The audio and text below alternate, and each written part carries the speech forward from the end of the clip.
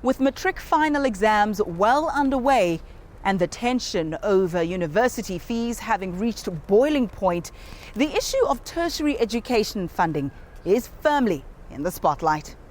Although NSFAS funding for poor, deserving students has increased from 441 million rand in 2007 to 9.5 billion in 2015, it seems the National Financial Aid Scheme's efforts are not nearly enough.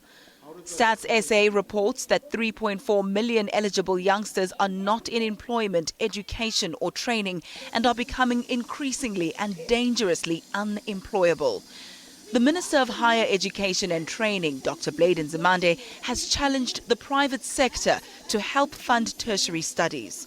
But there are other stakeholders who have heeded the call long before it was made. Over the last 10 years, the Tissot Foundation has invested an impressive 100 million rand in education and skills. Over the last 10 years, the Tissot Foundation has invested 100 million rand in education and skills development via 13 programs which have facilitated around 42,000 learners gaining access to education. The reality is that we don't just write checks. We're not there to provide grants. What we are doing is to make sure that these young people know that there's foundations or there's organizations, individuals out there who are rooting for them, who aspire for them, and are out there to not only provide that access to quality accredited education, but at the same time trying to build young leaders. One thing to note about the foundation is that we don't ask our young people to pay back the money to us. What's important for us is for these young people to pay it forward into their communities, whether it is during their studies or whether it is post-graduation.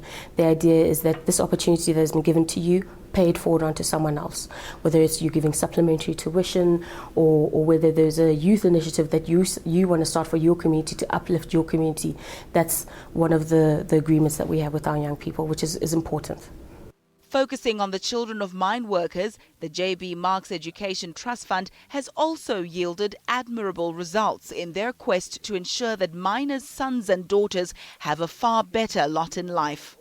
Up to this moment, with 924 graduates, 24 lawyers, 18 doctors and about 128 accountants, we cannot even stop now. We need to go forward, and we've recently opened a window for exchange programs where 2 of our Monash students managed to go to Monash, Australia and Monash, Malaysia last year. And this year, UJ, we partnered with it and we took one of our education beneficiary to Atlanta University on an exchange program. When we look back, JB Marks used to take about 250 beneficiaries a year. But 2 years ago, we had to cut down to 200 because the fees are increasing. And now, if the fees are going to increase at this rate, we're going to have to go back and still cut down. And we've recently introduced PostGrad, where we had a budget of 2.5 million a year for PostGrad. And that was anticipated for 50 beneficiaries. And 2014, we managed to get 50 in. Last year, it was at 46. And this year, it's at 30. And the 250 is exhausted. So the fee increase is going to have an indirect impact on the number of beneficiaries that we are taking in every year. It might even say we must cut down to 100 if the fees are going to increase this way. The ultimate for millions of disadvantaged students across the country would be free education for all from primary to tertiary level.